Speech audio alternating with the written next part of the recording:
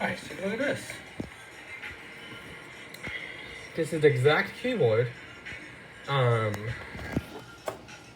Remember that Raspberry Pi 400 that had Raspberry Pi 400? It used this exact keyboard right here. It's the one that has hot swap with key switches. It had blue switches actually. Now I can actually choose what switch I have. I chose brown, and that's actually not a bad deal. It's actually a lot cheaper than this keyboard. This keyboard's like $100. The only issue is the tab key is sticking. Control key's fine, but the tab key's sticking. So I did try cleaning it, did work, but I think I need to clean it then lube the switch. It still works though. But if you look here, so this is the exact keyboard that was in that Raspberry Pi 400. Can't let me find it on here. And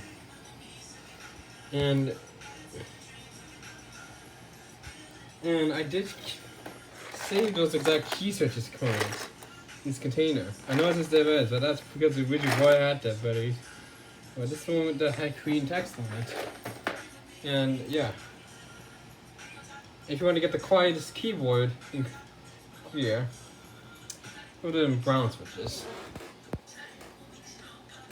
But yeah, that's interesting. Yeah.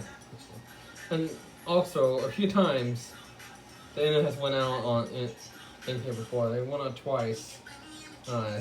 When that happened, my doorbell did not function properly, or it was on, it was working, but since it wasn't connected to the internet, it didn't send notifications to my phone. And since the chime wasn't connected to the internet before, the chime did not ring.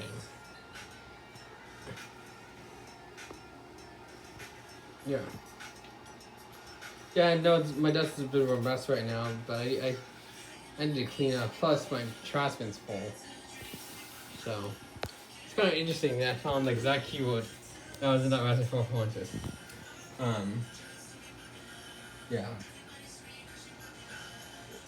And that's pretty interesting. And if you want to know where the music's coming from, it's coming from my speaker, which is connected to my iPod. It's on the radio, you know. And you can see right here, it's the white keyboard. It's one of the cheapest keyboards you can get. That doesn't have RGB, but it does have lights at least. So, yeah. I just found it. And also, by the way, I need to sign in my account. I need to, when I sign in my account, I'm also going to block some important information as well. So, alright, so I'm just going to block the account login. Right. Right there. Yeah. The one up to 500.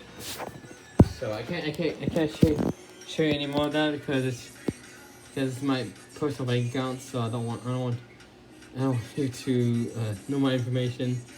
So, but yeah, I am planning on getting this. Now the reason I have this is because one of my Surgitechs I have doesn't actually have a it's a 2-prong, but the ground is not connected. Yeah. So I'm also getting the Xbox console, getting the one with the 2 control packs. Just look how cheap it is. Compared to if you get the Xbox console on its own, that's a much better deal. Also got 2 Series X controllers for it as well, since they was compatible, because it's just the only cosmetic is the color. So, and one of my friends does have the Series X. Let me show you here. It's on Discord, so I will make sure I want to show like a few information. So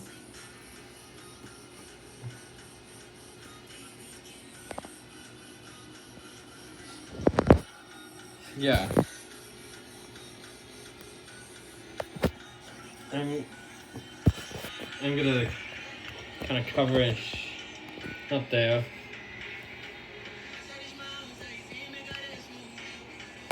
Yep. Kind of funny, but see, after this is gone a series. Right, so we're going to show a bit of it. I cannot really leak much more about that at the end because I'm not really supposed to do that on Discord. Which people having rules about it. Oh, good. Now I've been having issues with this Windows. I've been having issues with this operating system. It's only came with the laptop. Is that sometimes the taskbar completely disappears, and when I have to make sure I have Firefox open, then I open up Task Manager and restart the task to get the taskbar to appear. Now, no, this isn't from Windows Insider since this is not enrolled. In Windows Insider. So if you take a look, see, Windows Insider, it's not even enrolled. See, it gets started and see, it's not even enrolled. So yeah. I've been having very weird issues with this computer. Not because of the phone problems, it's actually software related. I don't know why it's happening because it's not in the beta, not in developer. It's just a standard Windows operating system. I'm not ever using Windows Insider anymore because I found it's unreliable now.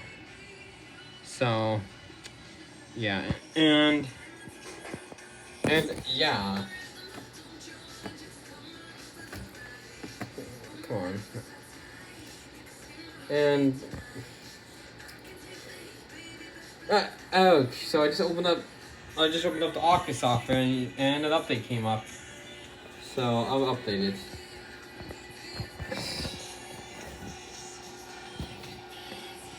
And it's still on my Xbox mini fridge. Now it's connected to power bank. It's connected to my clock. Now having a power bank then it's kind of good because it keeps even though the clock has a backup battery pack, it keeps the clock powered with that battery pack there. The power goes on, and then once that goes down, it's going to start running down the batteries in the clock. Now, surprisingly, this has run on one battery battery and has not replaced it. Still works, and it kind of makes sense because on that clock there, it's using LEDs, which can run on the battery. This one is not using that, and it's more like low voltage because it only needs one battery, so it doesn't need 3 AAA batteries, which equal to 4.5 volts, which from new they're 5 volts, so it kind of makes sense that there's a 5-volt power supply as well. It covers this as well, and dealing with that's connected is the same as some USB hub. Although the cable I'm using on it does not fit it. If the clock ever needs a new cable, I can get one, but I have to make sure it's long. So now I'm a bit rambling about right now. Unfortunately. So you can see I have the system, but look what I managed to do to it.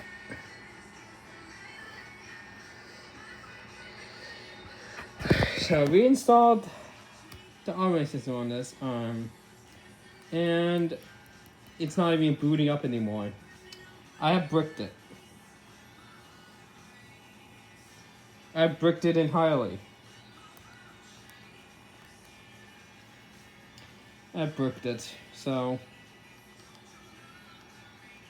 I bricked the entire system, so yeah, it was inevitable. So the system's completely bricked it now, so see, it's not even loading up anymore.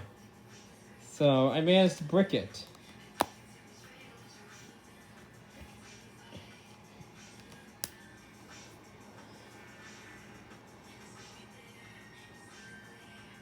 Let's turn this off.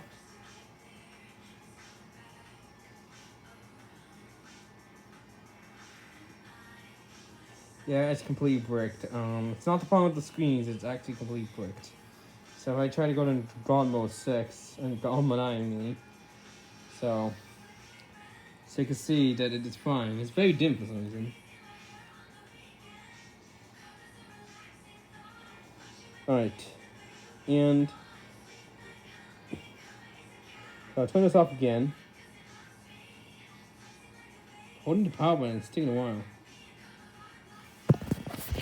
Come on, turn it off. Oh wait, I need to do it here. Alright, let's hold both of the buttons together. And power. So I did try to switch on show NAND or use string as system settings on the system, but it didn't seem to work.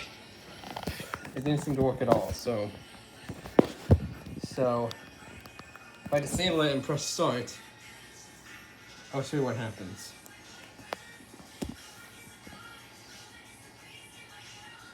This is after I reinstalled the entire software onto the system. And this is only affecting homebrew systems because on regular systems, this won't affect me. You won't be able to reinstall software, but when you update the system, when it's not homebrewed, you don't have any issues with that. So, and it's still, you can still see that it's not booting up at all.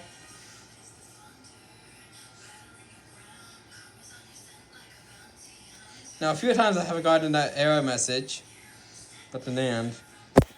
But unfortunately, this system's completely bricked, and I don't really have a strong magnet because I don't know where the read switch is for the system that puts it into sleep mode. So I don't really have it. I'm going to have to buy a new system. On eBay, because when I looked on Amazon's prices, it's still very expensive. It's like even more than a Nintendo Switch, which I don't get. And the Nintendo Switch is a much bigger console. But why is this system expensive? And it could possibly be to the fact that Nintendo stopped selling this console.